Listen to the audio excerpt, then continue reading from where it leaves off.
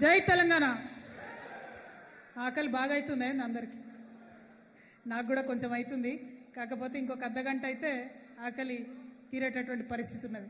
వేదిక మీద ఉన్నటువంటి మిత్రులందరికీ, గౌరవనీయులు పెద్దలు శ్రీ అల్లం నారాయణ గారు, మీడియా అకాడమీ చైర్పర్సన్ గారు, అట్లానే క్రాంతి కిరణ్ గారు, శ్రీనివాస్ గౌడ్ అన్న గారు, మారుతి సాగర్ గారు, సయ్యద్ ఇస్మాయిల్ గారు, రమణ కుమార్ గారు, రమేష్ హజారీ గారు, రమేష్ హజార్ అన్న లేడుగా, కొండలరావు గారు, విష్ణువర్ధన్ రెడ్డి గారు, అబ్దుల్లా ఖాన్ గారు, అట్లానే భాస్కర్ గారు, ముందు మత్తయ్య గారు, సురేష్ గారు, వారు రాలేదు ఇంకా, వినోద్ కోహ్లీ గారు, I humbly welcome you to our state sir.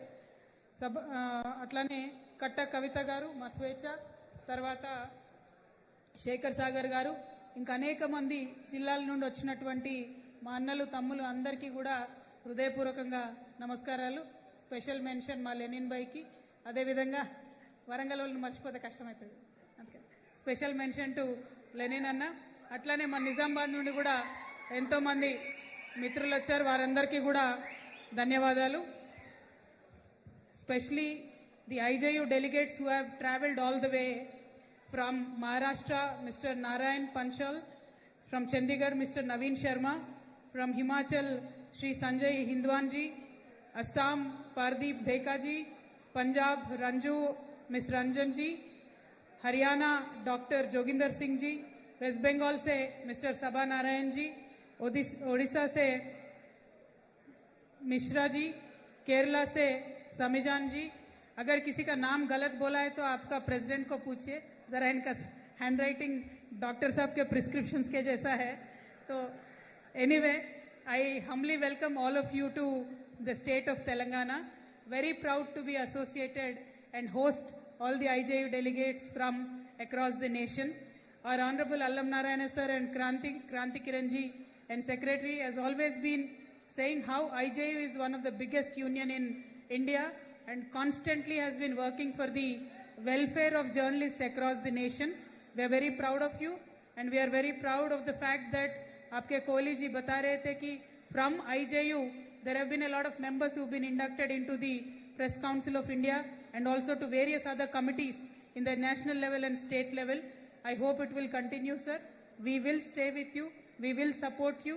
And we are very happy that all of you are here. And I had requested Honorable Kohli ji that we have a very beautiful temple called Yadadri Lakshmi Narasimha Swami temple here. If you have the time, from the state government, we would like to give you special buses to visit the temple, because it will be one of the kind experience that you will carry back with you to your states. So I humbly welcome you to join the tour of Yadadri, sir. According to your schedule, we will certainly plan that up. అదేవిధంగా గౌరవనీయులు అల్లం నారాయణ గారు media academy chairperson అయిన తర్వాత, మన తెలంగాణ రాష్ట్రం సాధించుకున్న తర్వాత, తెలంగాణ ఉద్యమ సాధనలో ప్రతి అడుగులో కలం వీరులు కేసీఆర్ గారితో నడిచినటువంటి విషయాన్ని వారు విస్మరించకుండా, మనకు జర్నలిస్టుల వెల్ఫేరే నాకు ముఖ్యం, జర్నలిస్టుల గౌరవం ఉండాలి అనేటటువంటి ఒక ఆలోచనతోని అనేకమైన కార్యక్రమాలు చేసుకున్నాం. దీనికి ప్రాతిపదిక ఏంటంటే, ఒక జర్నలిస్ట్ మిత్రుడు ఇంట్లోకి వెళ్ళి బయటికి పోయిందంటే ఆ రోజు వార్తలు తేవడానికి తింటాడో తినడో ఎక్కడుంటాడో అర్థం కానటువంటి పరిస్థితి. బండి మీద తిరగాలే, ఎండ ఉంటుంది, వానుంటుంది, భయంకరమైనటువంటి పరిస్థితి ఉంటుంది. టౌన్లలో మండల కేంద్రాలలో తిరిగే మిత్రులకైతే తినడానికి మంచి ప్లేసెస్ కూడా ఎక్కడ ఉండనటువంటి పరిస్థితి. చాలా మంది జర్నలిస్ట్ మిత్రులు చెప్పుకుంటారు మాతోని, అక్క జర్నలిజం ఏమో కానీ యాసిడిటీ వచ్చింది, షుగర్ వచ్చింది, బీపీ వచ్చింది, పోనీ ఇవన్నీ వచ్చినాయిలే, ఏదో ఒక రకంగా ఇబ్బంది పడదాం, వార్తలు తెద్దాం అంటే ఉద్యోగ భద్రత అనేటటువంటిది కరువైనటువంటి పరిస్థితి ఇవాళ మీడియాలో వచ్చిందని చెప్పి అందరూ కూడా బాధపడతా ఉన్నారు. మనం చూసినాం, ఇప్పటి ముప్పటిగా ఛానల్స్ వచ్చినాయి, కానీ ఏవెన్ని రోజులు నడుస్తాయో తెలియనటువంటి పరిస్థితి కూడా వచ్చింది. చాలా మంది ఛానళ్లలో కూడా జీతాలు ఇయ్యక ఎంప్లాయీస్ వెళ్ళిపోయినటువంటి పరిస్థితి, ఏం చేస్తున్నామో అర్థం కానటువంటి పరిస్థితి.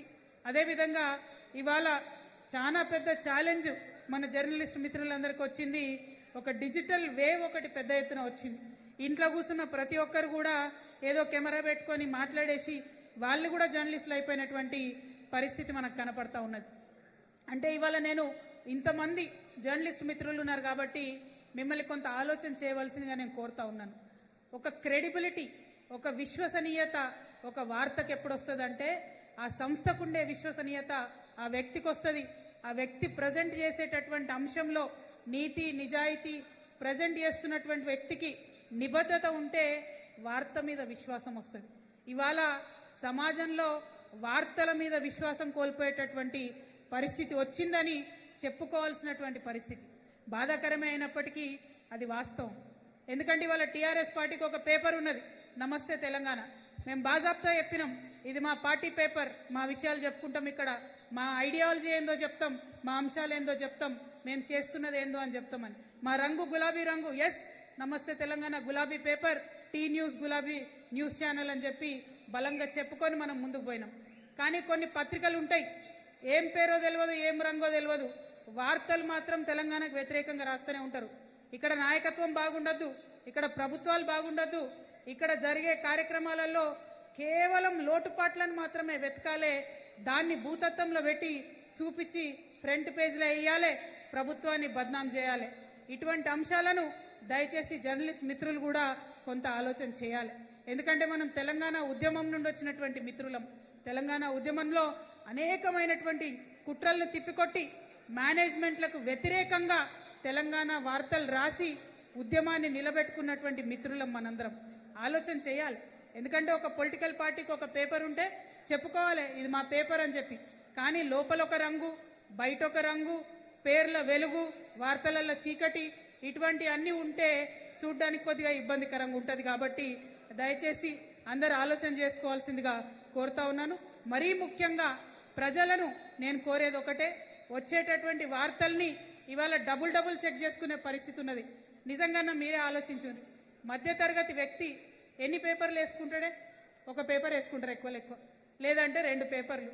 కానీ ఇలా పరిస్థితి ఎట్లుందంటే ఒక వార్త నిజమా కాదా తెలవాలంటే 3-4 పేపర్లు చదివితే తప్ప అర్థం కాదు.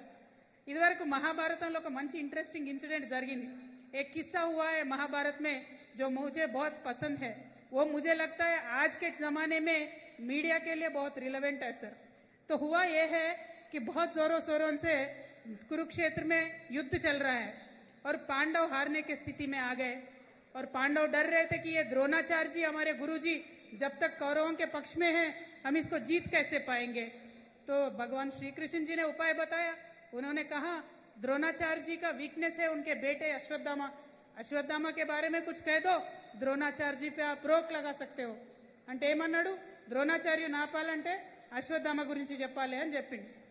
అప్పుడు ఏం చేస్తాడు యుధిష్ఠిరుడు, ధర్మరాజు, నేను ఎన్నటికీ అబద్ధం ఆడనని చెప్పేటటువంటి వ్యక్తి అశ్వత్థామ, మన ద్రోణాచార్యుడు ముందుకెళ్ళి ఒకటే ఒక మాట చెప్తాడు, అశ్వత్థామ అతః కుంజరహ అన్నది స్లోగా చెప్తాడు.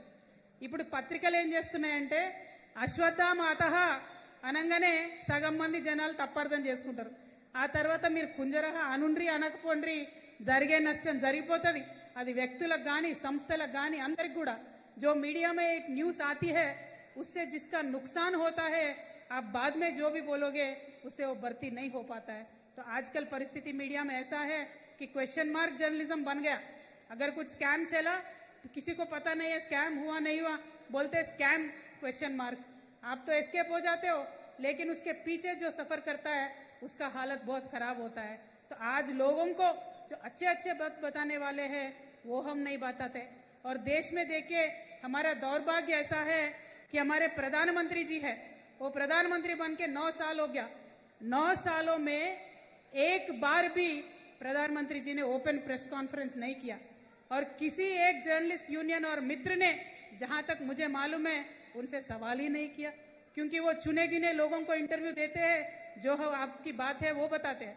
लेकिन यहाँ हमारे सीएम हैं, मिनिमम 300-350 जर्नलिस्ट के साथ प्रेस मीट करते हैं और जो भी कोई सवाल पूछना चाहता है सभी के सवाल लेते हैं, सभी को जवाबदारी देते हैं और वो समस्या की परिष्कार भी हल भी तभी वो दिखा देते हैं. तो नेता हो तो ओपननेस के साथ हो, नेता हो तो ट्रांसपेरेंट हो, नेता हो जिम्मेदार हो. मैं आज आप सबसे यही रिक्वेस्ट करना चाहती हूँ कि प्रधानमंत्री जी को कभी मीट द प्रेस में बुलाइए, आईजेएफ से बुलाइए, हम आपके साथ हैं, बुला के सवाल करते हैं, देखते हैं क्योंकि देखिए परिस्थिति ऐसा आ गया, हम नेता लोग सवाल करते हैं तो उसको पॉलिटिकल बोल देते हैं, लेकिन आप जब जर्नलिस्ट सवाल करोगे वो न्यूट्रल होता है और वो पावर पूरा पीपुल का होता है, तो लोगों का भला आपके सवाल पूछने से होता है। तो मेरा ये रिक्वेस्ट है, सवाल पूछने के लिए आईजेयू एनकरेज करे सारे जर्नलिस्टों को, क्योंकि देखिए एक छोटा मैं आपको एग्जाम्पल बताती हूँ। राफेल के बारे में न्यूज छापा, बाद में उसका क्या हुआ किसी को नहीं मालूम। ऐसे ही जितने भी अपने देश में इश्यूज हो रहे 2014 के बाद, आज तक उसका किसी ने भी अंत तक न्यूज नहीं दिखा है। और इन्वेस्टिगेटिव जर्नलिज्म का हिंदुस्तान में आज कोई है तो आप देखे एक मिसाल मुझे बता दे, क्योंकि हम तो तरस रहे इन्वेस्टिगेटिव जर्नलिज्म के लिए, चाहे वो हमारे खुद के सरकार पे हो, नो प्रॉब्लम, लेकिन इन्वेस्टिगेटिव जर्नलिज्म का नाम आज हिंदुस्तान में सुनाई नहीं दे रहा है। ये हमारे फ्यूचर जनरेशंस के लिए अच्छा नहीं है। मैं पॉलिटिकल भाषण नहीं दे रही हूँ। फ्यूचर जनरेशन अगर अच्छा होना है तो ट्रांसपेरेंट एक सिस्टम को एक्सपोज करने वाली शक्ति और पावर होना चाहिए, और वो पावर सिर्फ और सिर्फ जर्नलिस्टों में है, तो उसको जाहिर होने मत दीजिए, यही मेरा आपसे रिक्वेस्ट है। और जहां जिस तरीके से हम TUWJ के एक सपोर्ट से और अल्लम नारायण सर के सदारत में मीडिया एकेडमी से उनको 100 करोड़ का जैसा हमने कॉर्पस फंड दिया है, मैं आपको प्रपोज करना चाहती हूँ, आईजेयू के तरफ से आप हिंदुस्तान गवर्नमेंट ऑफ इंडिया को एक डिमांड रखिए कि हम जर्नलिस्टिंग को लिए कॉर्पस फंड चाहिए।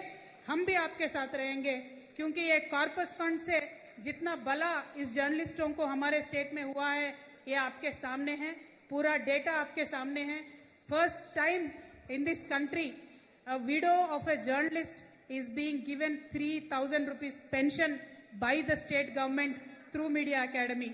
And if they have small kids who have not completed their 10th class, if there are small kids for the journalist who has not completed 10th class, until the kid completes the 10th class, 1,000 rupees stipend is given every month to the children of the journalists. So that way very extensively sought out and thought out policy this is, and we are implementing it very effectively under the leadership of Honorable Allam Narayana Garu of Media Academy. So I would request IJU to take up welfare measures for the journalists. TRS, BRS as a party will be with you, and we will also demand the government of India to give the welfare schemes that we have given the journalists here. అదే విధంగా మిత్రులు క్రాంతి కిరణ్ అన్న మాట్లాడుతూ మరి చాలా పెద్ద సమస్య గురించి చెప్పడం జరిగింది. ఆ విషయంలో ప్రతి నియోజకవర్గంలో శాసనసభ్యుని స్థానంలో ఎక్కడికక్కడ ఎమ్మెల్యేస్ ఆ సమస్యను పరిష్కరించేటటువంటి ప్రయత్నాలు చేస్తూ ఉన్నారు. నేను కూడా నిజామాబాద్లో మా ఎమ్మెల్యేస్ అందరినీ కలిసి ఈ మధ్యనే కలెక్టర్ గారి దగ్గర కూడా మీటింగ్ పెట్టుకొని నిజామాబాద్ జర్నలిస్టుల సమస్యను కూడా, ఇళ్ల స్థలాల సమస్యను కూడా పరిష్కారం చేసే దిశగా ముందడుగేశాం. అదేవిధంగా రాష్ట్రంలో కూడా గౌరవ ముఖ్యమంత్రి గారి ఆధ్వర్యంలో తప్పకుండా పరిష్కారం దొరుకుతుందనేటటువంటి విశ్వాసం నాకుంది. మీ సోదరిగా మరొకసారి ముఖ్యమంత్రి గారికి ఈ విషయాన్ని గుర్తు చేస్తానని కూడా మీ అందరి దగ్గర నేను తెలియజేస్తూ, మరి ఇవాళ దేశంలో జరుగుతున్నటువంటి అనేక అంశాల మీద మాట్లాడవలసిందిగా జర్నలిస్టులని రిక్వెస్ట్ చేస్తూ కోరుతూ మీ అందరి దగ్గర కూడా సెలవు తీసుకుంటున్నాను. Thank you. జై తెలంగాణ, జై భారత్.